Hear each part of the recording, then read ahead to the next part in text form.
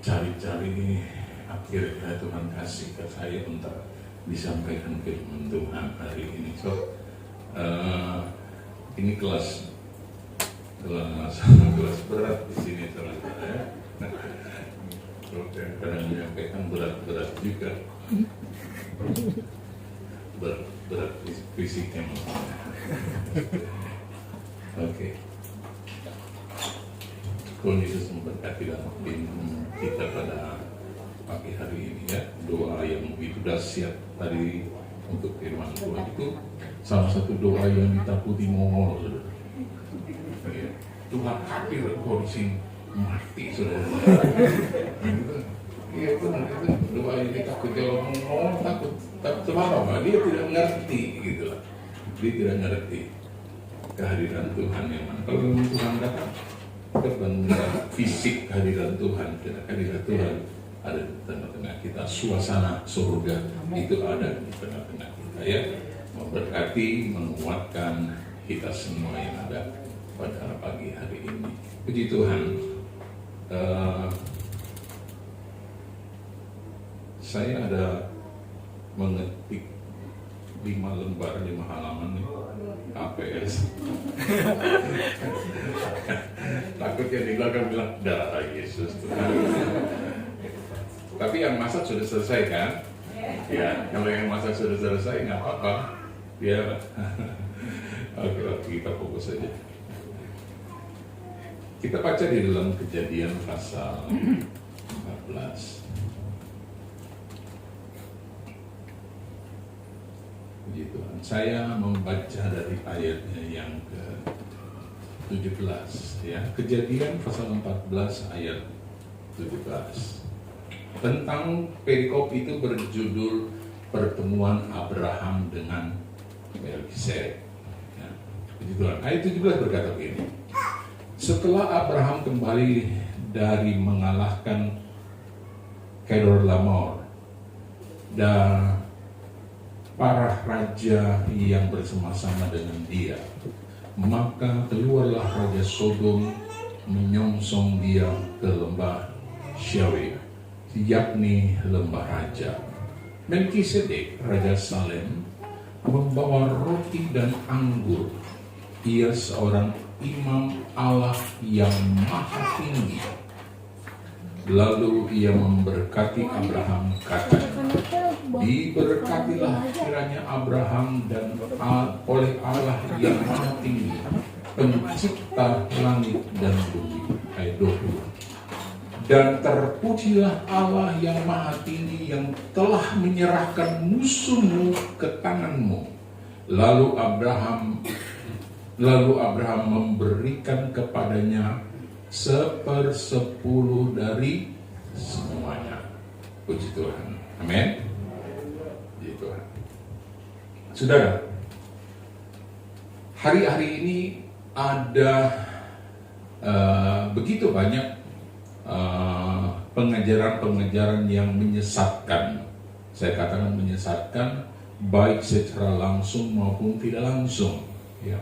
Seperti yang saudara temukan di media-media sosial hari-hari ini, banyak sekali penyesatan-penyesatan tentang kebenaran firman Tuhan, baik lewat IG, melalui Facebook, melalui YouTube, dan lain sebagainya, sehingga banyak orang percaya bertanya-tanya soal pengajaran-pengajaran ini. Maka dari situ saya teringat akan kebenaran firman Tuhan. Sampai ada beberapa jemaat dari kami pun menyanyikan tentang hal itu. Dari situ kemudian saya teringat kebenaran firman Tuhan di dalam Yudas ayat yang pertama, pasal pertama, ayat yang pertama.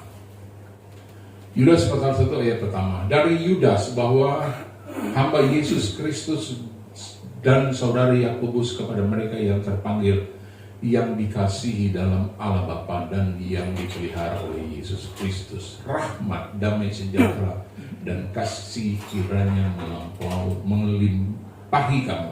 Ayat 3.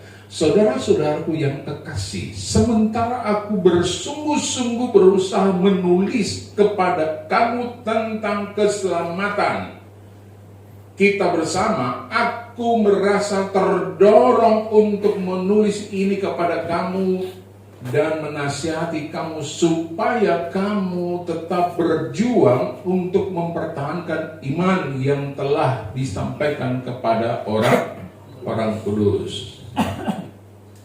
Yudas ingin menuliskan tentang pengajaran keselamatan kepada orang percaya, kepada umat Tuhan pada saat itu. Tetapi mengingat banyaknya penyesatan-penyesatan yang mulai masuk pada saat itu, maka dia bilang, terdorong hati saya untuk mengingatkan kamu. Karena pada saat itu sedang ada orang-orang yang nyusup untuk menyesatkan pengajaran-pengajaran yang salah. Baik itu masalah baptisan air, baik itu masalah tentang Roh Kudus dan tentang hal yang lain. Orang mulai masuk menyusup. Seperti yang saya katakan tadi, hari-hari ini penyusupan itu ada di tangan saudara. Penyesatan itu ada di tangan saudara. Saudara boleh lihat di media sosial sekarang. Kemarin saya baru buka, dikatakan ada orang Tuhan katakan begini, saudara, kita tidak perlu kasih perpuluhan kepada Tuhan, dibawa ke gereja tidak perlu. Yang perlu saudara perhatian orang tua dan saudara. Di mana ayatnya? Iya kan? Kita jangan disesatkan. Nah, yang suka mendengar itu adalah orang-orang Yawa, orang yang pelit. Tapi ingat, firman Tuhan katakan orang pelit itu tidak mewarisi kerajaan surga. Saudara mau jadi orang pelit, jangan ingat surga. Nah, dari sini Yudas sebenarnya menerangkan itu, ingin menulis mengingatkan kembali kepada jemaat soal keselamatan, tetapi karena banyaknya pengajaran-pengajaran yang mulai menyesatkan, sehingga dia menuliskan dan mengatakan, aku harus mengalihkan surat ini untuk mengingatkan jemaat. Yang tadinya dia mau menjelaskan tentang keselamatan depan jemaat, tapi mengingat banyaknya orang yang menyusup dan menyesatkan banyak jemaat, saya alihkan semua itu. Ada pengajaran yang sudah dibelokkan kepada jemaat, baik tentang baptisan, baik tentang kepenuhan Roh Kudus dan lain sebagainya. Dan pagi ini, seperti yang ingin saya katakan kepada saudara, ingin mengingatkan kembali untuk kita taat kepada kebenaran firman Tuhan. Bukan hanya mendengar, tapi kita mau melakukan firman itu yang benar. Kan sangat disayangkan ada hamba Tuhan yang akan begini. Hamba Tuhan senior. Hamba-hamba Tuhan yang menyuruh jemaat membawa perpuluhan adalah perampok. Wih, hati-hati. Saya berani katakan itu orang yang menyesatkan firman Tuhan. Itu orang yang sudah menyalahgunakan firman Tuhan. Itu orang yang menghina firman Tuhan. Dan pagi ini saya ingin mengajak saudara melihat tentang hal itu. Mari saudara kita melihat kebenaran firman Tuhan menyangkut soal persepuluhan sesuai firman Tuhan menurut perjanjian lama. Ya. Seringkali ini kan jadi banyak pertanyaan orang, suka sekali orang, kan tidak ada lagi perpuluhan di gereja. Suruh baptis ulang. Mari kita lihat dari awal, ya. Awal mulanya persepuluhan itu ditetapkan Tuhan, ditetapkan Allah itu melalui Abraham. Ya, Abraham. Ya. Kejadian pasal 14. Kejadian pasal 14 ayatnya yang ke-17. Yang kita baca tadi. Setelah Abraham, ayat 18, Melkisedek Raja Salem membawa roti dan anggur. Ia seorang imam Allah yang maha tinggi. Lalu ia memberkati Abraham. Abram, katanya, diberkati lahirnya Abram oleh Allah yang maha tinggi, pencipta langit dan bumi. Dan terpujilah Allah yang maha tinggi yang telah menyerahkan musuhmu ke tanganmu. Lalu Abram memberikan kepadanya apa? Persepuluh dari semuanya itu. Ini awal, ya. Sebab dalam Kejadian pasal 13 pun itu di ayatnya yang Kejadian pasal 13 dikatakan begini. Kejadian pasal 13 ayat yang kedua, ayat pertama saya baca. Maka pergilah Abraham dari Mesir ke tanah Negev dengan istrinya dan segala kepunyaannya, dan Lot pun bersama-sama dengan dia. Adapun Abram sangat kaya, banyak ternak, perak dan emasnya. Abraham itu bukan orang miskin. Abraham itu orang kaya. Tapi saudara lihat, firman Tuhan katakan, ketika Abraham kembali dari satu peperangan, dan sebelum Abraham itu terbuai dengan kemenangan yang dia dapatkan, Allah datang kepada Melkisedek untuk mengingatkan Abraham. Dan Melkisedek, firman Tuhan katakan, membawa roti dan anggur yang gambaran dari perjamuan kudus. Jadi saya ingin mengatakan perjamuan kudus dan perpuluhan itu tidak dapat dipisahkan. Itu satu paket yang dibuat oleh Tuhan. Setelah Melkisedek menyerahkan dia roti dan air anggur, air gambaran dari firman daripada perjamuan, kemudian Abraham menyerahkan sepersepuluh dari kepunyaan Abraham, dari seluruh kepunyaannya. Jadi tidak ada yang dia potong, tidak ada yang dia sisakan dari semua. Saudara baca dalam Kejadian pasal 13 ayat 2, Abraham itu sangat kaya. Jadi jangan lagi kita bertanya, jangan lagi kita mau hitung-hitungan berapa perpuluhan yang Abraham kasih. Repot, ribet kita hitung, nggak bisa. Saudara baca pasal 13 ayat 2, Tuhan katakan Abraham itu sangat kaya. Dan dari seluruh kepunyaannya, firman Tuhan katakan dia berikan kepada Tuhan. Tidak ada yang dia, oh ini buat si A, tidak ada. Seluruh kepunyaannya.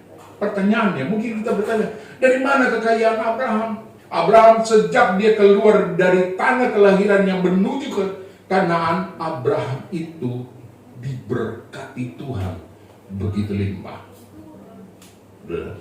Orang yang mau melakukan firman Tuhan pasti diberkati oleh Tuhan. Orang yang tahu mengembalikan milik Tuhan, firman Tuhan katakan pasti diberkati oleh Tuhan. Dan ketika Abraham kembali, dia disambut oleh Raja Sodom dan Gomora dan diuluk-ulukan. Sebut firman Tuhan katakan, sebelum Abraham larut dalam kemenangan dan kebanggaan diri sendiri, maka Tuhan datang melalui Melkisedek untuk mengingatkan Abraham.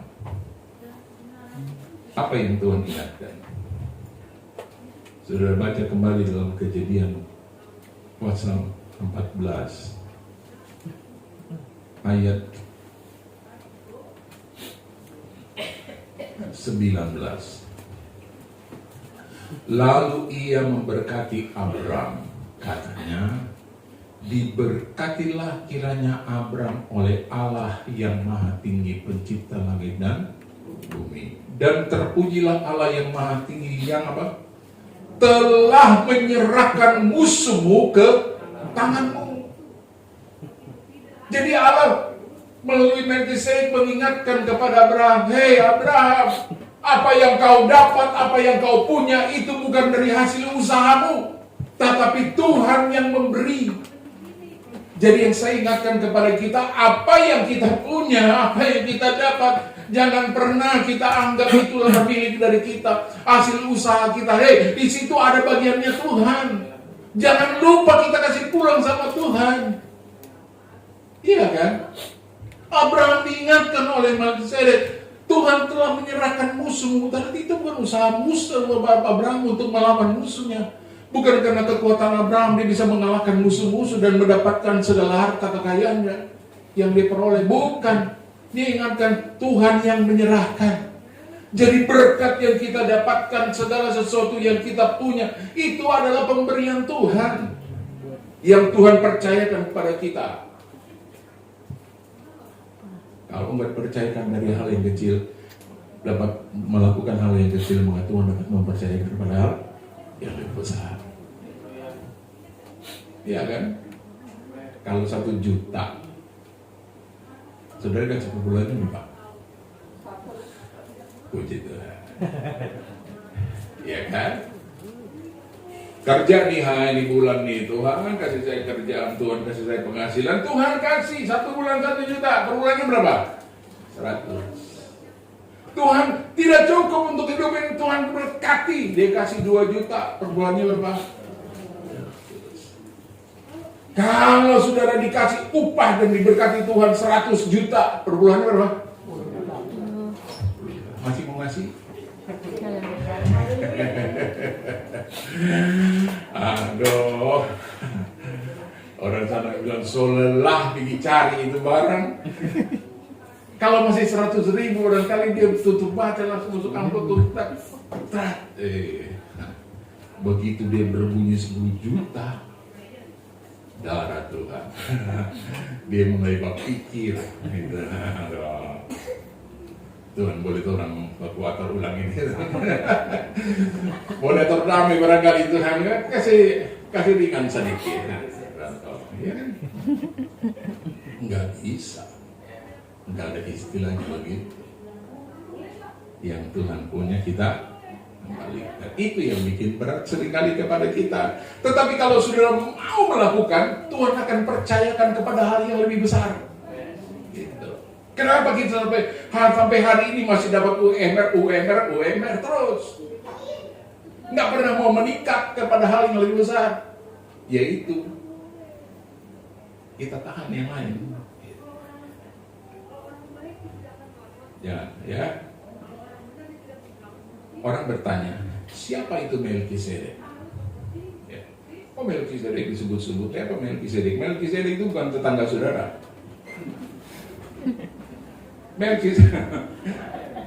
Melkisedek dalam firman Tuhan, dia adalah Yesus sebelum ia dinyatakan sebagai manusia. Dialah Allah. Datang kepada Musa. Dia adalah imam yang besar yang membawa kepada Abraham roti dan anggur, yang berbicara tentang perjamuan Tuhan. Jadi saya katakan, dia yang memberkati dan memberikan kemenangan kepada Abraham. Dia adalah Allah. Puji Tuhan. Jadi yang memberkati Abraham adalah Allah, bukan hasil usahanya. Melkisedek berkata, dia yang menyerahkan musuhmu ke dalam tanganmu. Dan menyadari hal itu, maka Musa memberikan 1/10 dari segala kepunyaan. Tidak ada ditulis firman Tuhan dari sebagian miliknya, enggak, semua. Maka dia menyadari bahwa semua yang dimiliki itulah daripada Tuhan. Maka Abraham memberikan 1/10 dari kekayaannya. Kita nggak usah tadi saya kata nggak usah hitung-hitungan dari mana kekayaan atau kapan Abraham menjadi kaya sejak dia keluar dari Ur Kasdim, ya. Dia ke Haran, dia menjalani kehidupan yang taat dan takut kepada Tuhan, dan disitulah Allah mulai memberkati Abraham.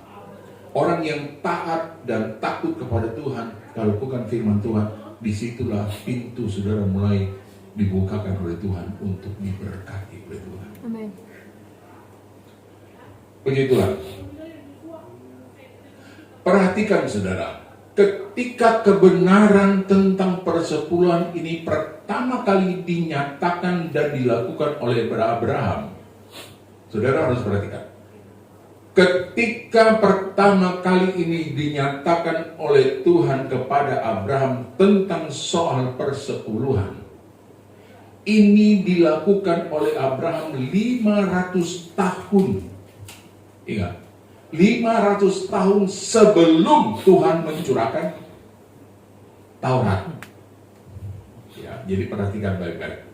Tuhan pertama kali menyatakan kepada Abraham 500 tahun sebelum Taurat diberikan kepada Tuhan. Waktu Tuhan nyatakan ini kepada Abraham, belum ada bangsa Israel. Belum ada bangsa Israel. Baru Tuhan nyatakan kepada Abraham. Dan itu 500 tahun sebelum Taurat. Dan sesudah itu Tuhan turunkan Taurat. Jadi kalau orang katakan begini, kan perpuluhan itu kan perjanjian lama. Ya benar, perjanjian lama. Kan perpuluhan itu kan zaman Taurat. Benar, zaman Taurat. Tapi jangan salah, Taurat yang mengadopsi perpuluhan itu untuk dimasukkan ke dalam Taurat. 500 tahun sebelum Taurat ada, perpuluhan itu, soal perpuluhan itu sudah ditulis oleh Tuhan lewat Abraham. Sudah Tuhan kasih lewat Abraham. Jadi jangan bilang, oh itu kan Taurat. Sekarang Taurat sudah ditiadakan. Pernah dengar ada orang begitu sama Tuhan bilang, Taurat sudah ditiadakan. Sekarang, aduh saya kalau dekat-dekat sini kita baptis ulang tuh, benar-benar gregetan juga dengan Taurat kan sudah dihapus. Taurat yang mana yang dihapus? Iya kan? Kalau Tuhan menghapus semua Taurat, orang bebas untuk membunuh, orang bebas untuk berbuat zina, orang bebas untuk mencuri, orang bebas untuk melakukan segala sesuatu.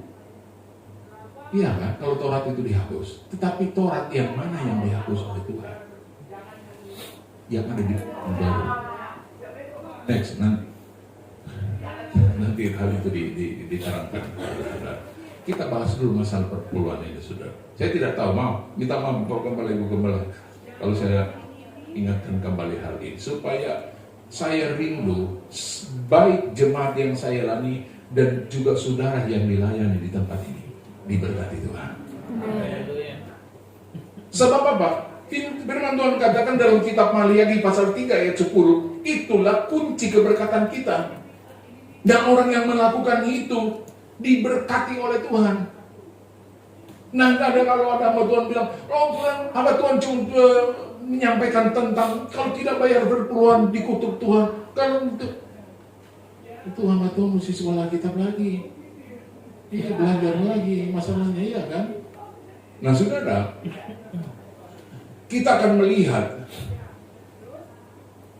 bagaimana firman Tuhan itu memberkati Abraham. Selanjutnya, Abraham ini diberkati oleh Tuhan setelah dia melakukan apa yang difirmankan oleh Tuhan. Jadi, hukum Taurat itu mengadopsi apa yang dikatakan diberikan oleh Allah kepada Abraham pada 500 tahun sebelum hukum Taurat. Itu diadopsi masuk ke Tuhan. Dan Tuhan kasih itu ke dalam hukum Taurat supaya bangsa Israel ini melakukan apa yang dilakukan Abraham. Gitu, ya.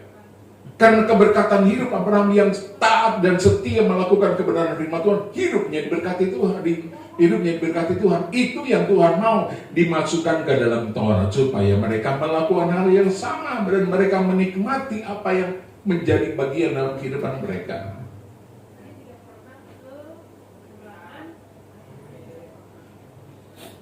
Nah, Abraham mendapat sesuatu daripada Tuhan dan firman Tuhan katakan Abraham meneruskan itu kepada keturunannya.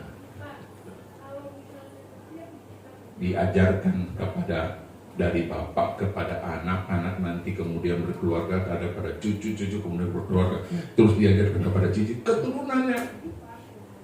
Nah, kita ambil contoh, lihat dalam Kejadian pasal 28 ya. Kejadian pasal 28. Saya baca ayat 20 berkata,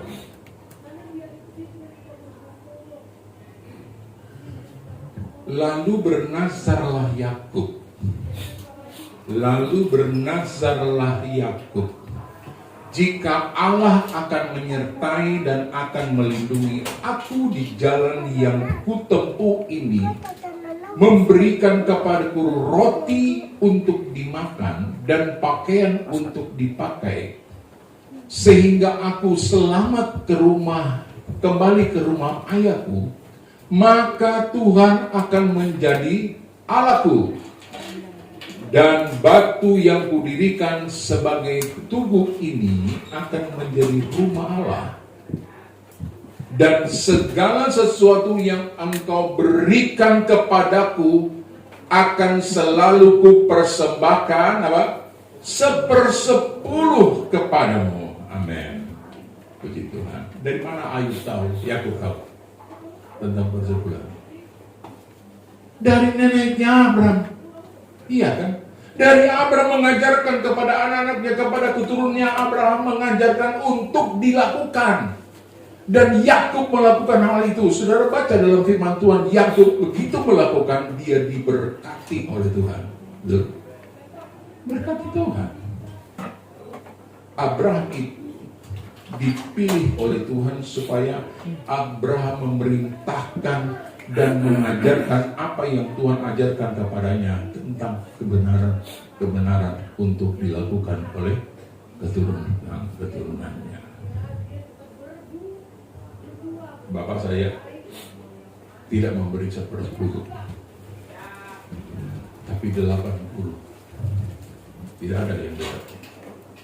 Jadi dari kantor ketika dia dapatkan gaji, dari gaji itu dia sudah pisahkan apa yang menjadi Tuhan punya. Dia pulang ke rumah, dia mampir ke gereja, bawa berpulang. 80% dikasih ke gereja. Dia cuma punya 20%, tapi bisa hidup sampai hari ini, menyempurnakan dan mengenal. Dan itu yang saya belajar, Tuhan kasih, tidak pernah kekurangan. Mungkin akal pikiran kita, gue bodoh banget, lu cuma 20%, dari mana hidup? Tuhan jaga dan pelihara dan berkati terus. Tidak ada pernah kekurangan, tidak pernah kami tidak makan, tidak pernah. Bapak saya itu sahabat dari Makassar. Jadi begitu terima gaji, di kantor sudah dia pisahkan. Yang dia bawa pulang dengan yang dia bawa pulang. Langsung dia mampir ke gereja, bawa sama kepalanya. Kasih dia berdoakan, dia pulang. Nah ini yang Abraham ajarkan kepada anaknya. Sehingga Yakub pun melakukan hal yang sama. Sehingga ketika Abraham menetapkan hukum Taurat, bagi Allah menetapkan hukum Taurat bagi bangsa Israel, hukum Taurat itu melaksanakan apa yang Tuhan berikan kepada Abraham. Puji Tuhan. Mereka, nah sekarang pertanyaannya, untuk melaksanakan firman hukum Taurat ini, Allah perlu memilih orang-orang untuk menyatakan dan melakukan hukum-hukum Tuhan ini. Siapa mereka? Mereka adalah imam-imam dari suku Lewi yang dipilih oleh Tuhan. Dari 12 suku yang dipilih oleh Tuhan, suku Lewi ini ketika masuk ke tanah Kanaan tidak mendapatkan bagian lahan, dibagi oleh Tuhan, semua dapat. Mereka ini tidak dapat. Kenapa? Mereka dikhususkan Tuhan untuk melayani segala upacara-upacara kerohanian di dalam kemah Tuhan. Jadi mereka khusus, tidak boleh punya kerjaan yang lain.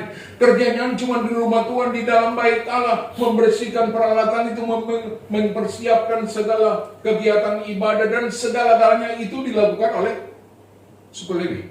Makanya mereka tidak dapat lahan untuk berladang, enggak. Mereka dikhususkan untuk itu. Nah, dari semua suku yang tidak, selain daripada suku Lewi, mereka itu harus dipungut perpuluhan. Untuk apa perpuluhan itu? Untuk suku Lewi yang melayani dalam rumah Tuhan. Kalau saudara membaca, kita baca bersama sebentar dalam Bilangan pasalnya yang ke-18. Bilangan pasal 18 ayat yang ke-20.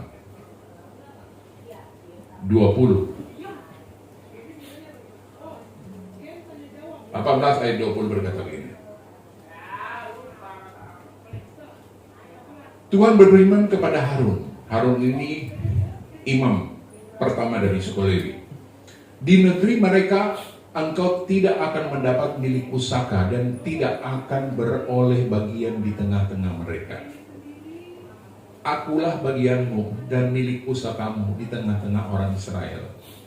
Mengenai Bani Lewi, sesungguhnya aku berikan kepada mereka segala persembahan apa? Persepuluhan dari suku-suku yang ada. Ya. Di antara orang Israel sebagai milik pusakanya untuk membalas pekerjaan yang dilakukan mereka. Pekerjaan pada kemah pertemuan. Jadi mereka tidak boleh bertani, tidak boleh berladang, tidak boleh bekerja. Kerjaan mereka hanya dalam rumah Tuhan, membersihkan segala peralatan, mempersiapkan pelayanan segala tata ibadah yang dilakukan. Itu kerjaan orang Lewi. Upah mereka di mana? Persepuluhan. Suku-suku yang lain memberikan persepuluhan. Jadi persepuluhan itu dikatakan dibawa ke dalam apa? Kata Maliaki, ke dalam rumah perbendaharaan. Amin. Maliaki pasal 3 dikatakan begini. Pasal 3 ayatnya yang ke-10. Bawalah seluruh persembahan persepuluhan itu ke dalam rumah perbendaharaan, supaya ada persediaan makanan di rumahku, dan ujilah aku. Saudara, dibawa kemana? Ke rumah perbendaharaan. Di gereja lokal ada bendahara nggak? Ada. Tapi bukan berarti bendahara harus ngatur perpuluhan, enggak. Firman Tuhan katakan kepada imam yang melayani, suku Lewi yang melayani. Siapa mereka? Dia sekarang adalah gembala.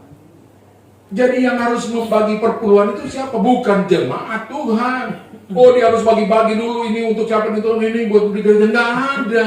Aturannya bawa ke rumah Tuhan, ke persembahan rumah Tuhan. Nanti imamlah yang punya hak untuk membagi-bagikan, untuk mempergunakan persepuluhan itu. Dia mau pakai untuk apa itu terserah dia. Tanggung jawabnya kepada Tuhan.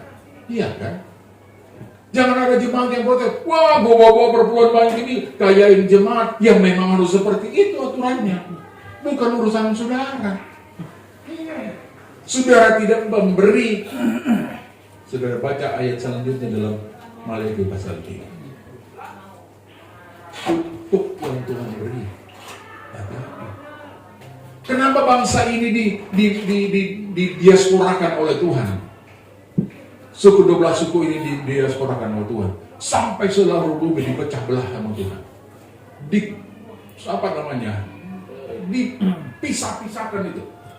Tercerai-berai. Karena pada zaman Saul mengambil seluruh bagian haknya Tuhan. Sampai kepada bagian persepuluhan. Semua persembahan yang harus dibawa kepada Tuhan itu diambil oleh Saul. Dan itu Tuhan marah. Sampai persepuluhan diambil. Maka mereka dikutuk Tuhan. Bercerai-berai sampai di seluruh dunia. Menjadi budak berpuluh-puluh tahun. Bangsa ini jadi budak. Saudara tahu, mereka tidak tahu harus berbuat apa. Pemazmur berkata, sampai untuk mau menyanyi saja memuliakan Tuhan, mereka tidak punya gairah. Makanya saya baca Mazmur itu baru ingat, kemudian ada lagu ingat di tepian sungai Babylon. Itu lagu rohani. Coba kalau dari kata-katanya, itu ada di dalam kitab Mazmur.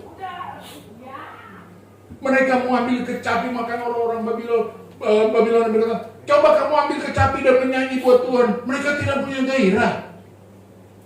Ada dalam pembuangan, dalam perbudakan, dibuat Tuhan sampai seperti itu. Kenapa? Telah melanggar apa yang ditetapkan oleh Tuhan. Kita jangan mengambil jalan pintas. Oh, puji Tuhan, ada Tuhan yang mengatakan, kita jangan beri perpuluhan, kita tidak. Hei, boleh lahir kembali kah? Iya kan? Jangan. Itu penghinaan terhadap firman Tuhan. Tapi saudara perhatikan, saya nanti kembali saudara melihat dalam Maliaki pasalnya 3. Berkata begini. Bawa seluruh persembahan persepuluhan itu ke dalam rumah perbendaharaan supaya ada persediaan makanan di dalam rumahku. Dan ujilah aku. Tuhan menantang saudara. Ujilah aku. Apa dikatakan oleh Tuhan? Ujilah aku, firman Tuhan semesta alam, apakah aku tidak membukakan bagimu tingkap-tingkap langit dan mencurahkan berkat kepadamu sampai berkelimpahan. Apa yang Tuhan curahkan? Untuk berkat buat saudara. Kalau saudara dipercayakan hal yang kecil, setialah melakukan hal itu. Lakukanlah itu. Percaya, Tuhan pasti akan memberkati dan mempercayakan hal yang lebih besar. Dan itu dibawa ke dalam rumah Tuhan. Yang ngatur siapa? Gembala. Jangan ngatur sendiri. Itu. Ya, gembala. Saya kenal seseorang. Dia punya ruko itu ada 120 ruko. Dia masih ada tersisa kemarin 10 yang belum terisi. Semua sudah terisi. Satu ruko itu 1 tahun 250 satu ruko. Toko. Saya pernah katakan pada saudara, toko yang ada di pasar pagi itu di bawah jembatan, itu satu toko itu sebulannya 250 sebulan. Nah kemarin beberapa bulan lalu dia doa sama Om, Pak Pendeta tolong bantu saya supaya toko saya yang 10 itu laku. Laku sudah. Begitu kan? Tuhan izinkan itu laku. Dia kontak saya begini, Pak Pendeta, saya kasih perpuluhan sama Pak Pendeta ya. 10 dari 250 toko. Satu toko 250, 10. Itu berapa? Ada 10. 2,5 M. Saya kasih Pak Pendeta perpuluhannya. Gue senang dong. 2,5 M perpuluhan berapa? 250. Saya bisa ganti mobil. Tapi mengingat saya pernah sampaikan ini kepada jemaat Tuhan, saya bilang minta maaf. Itu punya saya, bukan punya saya. Itu punya Tuhan. Hari ini dia nonton. Kalau ini live, saya kasih dia gitu di Eklesia. Saya hari ini khotbah di Eklesia tentang perpuluhan. Kau boleh dengar. Saya berani ngomong karena orangnya dengar kalau dia. 10%, 1/10-nya buat saya. 250 juta. Tapi nggak mau pendeta hari-hari ini Pak, apalagi masih baru dilantik, masih mencari jati diri, oke-oke aja, ya kan? Saya tahu diri, saya bukan gembalanya. Kalau saya sampaikan firman Tuhan terus saya bilang, oh iya pas, nah, boleh, iya kan? Bisa, ya, dia kasih. Loh, dia minta doanya sama saya kok, bukan sama gembalanya. Iya kan? Cuma saya tidak mau, ada aturan firman Tuhan. Jangan saya jadi seperti Saul. Ambil punya Tuhan. Jangan. Saya langsung kembalikan buat sama gembala, saudara. Boleh. Terus saya kasih apa dong sama Om, Pak Pendeta? Wah, ini dia nih. Ini yang bikin pengujian iman di sini. Ini dia, ya kan? Cuman hamba Tuhan itu nggak pernah salah. Dia pakai firman Tuhan. Kalau perpuluhan kembali ke rumah. Kalau persembahan syukur, ya. Iya kan? Tidak apa-apa. Kalau pertemuan dia rasa syukur dia karena didoakan kan. Saya kan tidak nih dia yang memang tidak lebih banyak dari perpuluhan. 1/10 dari perpuluhan itu 1%. Jangan ya. Oh, makanya kalau ada rentennya dikasih 20%, saudara jangan mau. Itu melanggar firman Tuhan. Cuma marah saudara main sama rentenir. Tidak dia kasih. Atau jangan ada yang rentenir di sini. Lebih Tuhan marah lagi ya kan? Kan tidak boleh itu. Nah, saudara perhatikan bahwa kita kembali kepada kebenaran firman Tuhan. Tuhan tidak pernah berhutang kepada saudara. Dia akan mencukupi apa yang menjadi bagian saudara. Firman Tuhan katakan, maka bangsa ini didiasporakan oleh Tuhan karena pelanggaran Saul mengambil hak Tuhan. Tuhan marah. Coba. Makanya saya katakan tadi, waktu masih gaji kita, pendapatan kita 1 juta, gembala tidak usah bicara perperluan, saya kasih tadi Tuhan 100.000. Iya kan? Masih mudah untuk keluar. Tapi giliran kita mendapatkan hal yang sudah lebih besar, punya penghasilan 100 juta, harus mengembalikan 10 juta, berat, iya kan? Tapi berat mana saudara kasih 10 juta sebagai perpuluhan saudara, atau gembala berdoa kepada saudara kembali pendapatan saudara 1 juta di bulan? Pilih mana? Iya kan? Om tolong doa saya mau cari kerja, Tuhan supaya Tuhan kasih kerja. Tuhan kasih kerja, penghasilan 1 juta sebulan. Ini perpuluhan lancar. Naik 10 juta, masih lancar. Begitu dia dapat 100 juta. Wih, kasih tambah 10 juta dia bilangnya. Kok gembala enak. Orang timur bilang, tain kerja, lu yang enak. Iya kan? Tapi kalau gembala dari berdoa sudah turun dari 100 juta ke 100 juta, lebih enak. Saktinya itu di sini. Ini gembala terlalu. Om terlalu sudah baik-baik, saya dapat 100 juta, om doain saya dapat 1 juta. Lakukan. Saudara, firman Tuhan itu bagian yang perpuluhan itu adalah bagian yang diadopsi oleh hukum Taurat. Dalam hal perjanjian baru, perpuluhan itu ada. Ya, bagian mana yang dihapus, bagian mana yang sudah dihilangkan hukum Taurat itu? Bukan soal perpuluhan, tapi soal persembahan bakaran, korban bakaran. Itu yang dihilangkan oleh Tuhan dalam hukum Taurat. Tapi soal persembahan, perpuluhan itu nggak dihilangkan. Tetap ada dalam perjanjian baru. Next nanti kita ketemu. Kapung. Puji Tuhan, Tuhan Yesus kiranya memberkati kita. Kita tetap setia lakukan firman Tuhan. Saya percaya Tuhan pasti diberkati oleh Tuhan. Jangan pernah pikiran, saya katakan kepada jemaat, saudara saya tidak perlu. Dan jangan saudara anggap saudara kasih saya perpuluhan saya jadi kaya. Enggak. Saya diberkati Tuhan bukan karena perpuluhan saudara. Enggak. Saya bilang sama jemaat, saya diberkati Tuhan bukan karena saudara kasih perpuluhan. Enggak. Tuhan bisa melimpahi berkat bocah.